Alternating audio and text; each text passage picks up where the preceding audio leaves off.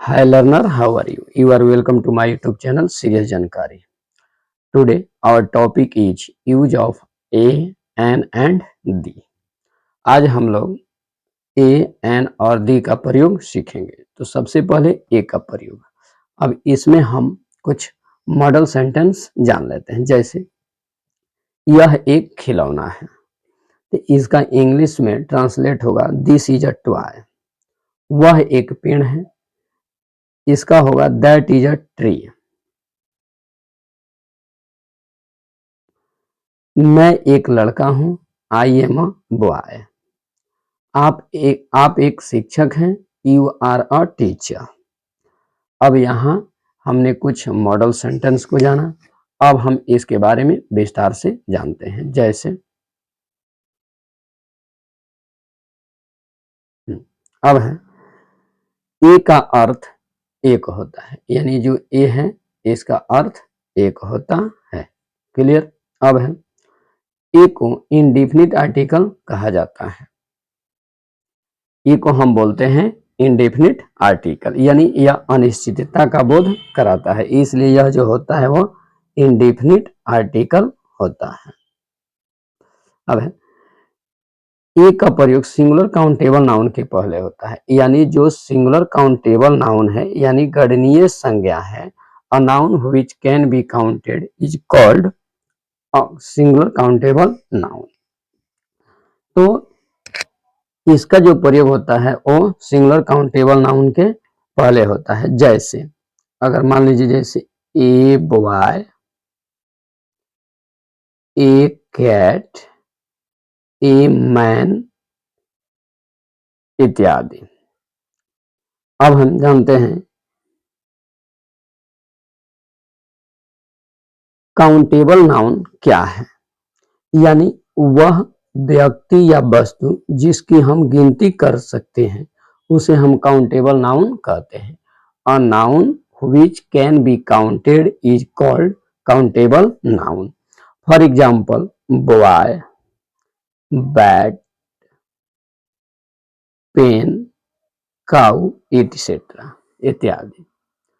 अब है countable noun को गणनीय संज्ञा कहा जाता है, यानी इसकी गिनती हो जाती है।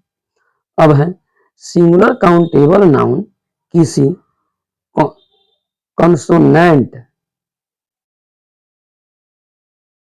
इसमें एन छोटा हुआ है, यानी कोई कॉन्सोनेंट साउंड है, यानी सिंगुलर काउंटेबल नाउन जो है अगर यदि किसी कॉन्सोनेंट साउंड यानी व्यंजन ध्वनि जैसे B C D F G आदि से शुरू हो रहा है तो उसके पहले हम ए का यूज करते हैं। जैसे अब यहाँ पर देख लो, जैसे बॉय तो एक कॉन्सोनेंट साउंड है तो ए लग जाएगा। अब है कैट, कॉन्सोनेंट साउंड है तो ए लग जाएगा। डॉग कॉन्सोनेंट साउंड है तो ए लग जाएगा। फॉक्स कॉन्सोनेंट साउंड है तो ए लग जाएगा। गर्ल कॉन्सोनेंट साउंड है तो ए लग जाएगा। अब है एक विशेष हम जानने का प्रयास करते हैं। यह खिलौना है या यह एक खिलौना है, इन दोनों का जो अनुवाद होगा दिस इज अ टॉय होगा, क्योंकि यानी जो टॉय है वो सिंगुलर काउंटेबल नाउन है, तो इसलिए हिंदी में एक रह भी सकता है और एक नहीं भी रह सकता है नियम के अनुसार, अकॉर्डिंग टू ग्रामर रूल्स, यानी यहाँ हम ए का प्रयोग करेंगे।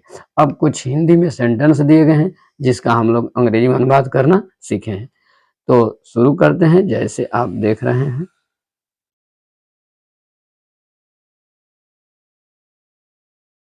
एक्सरसाइज है। अब है ट्रांसलेट इनटू इंग्लिश, यानी अंग्रेजी में अनुवाद करें। यह एक कलम है, तो शुरू करते हैं। जैसे this is a pen, this is a pen. अब है सीता एक लड़की है, Sita is a girl, Sita is a girl. वह एक घोड़ा है। That is a horse। मैं एक आदमी हूं। I am a man। Next है, तुम एक विद्यार्थी हो। You are a student। You are a student। Ramesh एक किसान है। Ramesh is a farmer. या पीजेंट भी होता है, PEASANT, पीजेंट। यह घर है।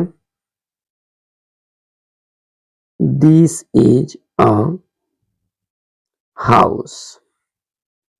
आप एक डॉक्टर हैं। You are a doctor. यह टेबल है। This is a table. This is a table. वह बस है। That is a bus. यह पोस्ट कार्ड है। This is a post card. This is a post card. अब यहाँ पर कुछ वर्ड मीनिंग है हिंदी में, जिसका हम लोग इंग्लिश में जानकारी प्राप्त करेंगे। जैसे आदमी, इनका होता है मैन। विद्यार्थी, स्टूडेंट। किसान, फार्मर, पीजेंट। घर, house, home, doctor, post card. तो गाइज, यह छोटी सी वीडियो आपको कैसी लगी आप कमेंट में जरूर बताएं। मिलेंगे नेक्स्ट वीडियो में, तब तक के लिए जय हिंद, जय भारत। Thank you.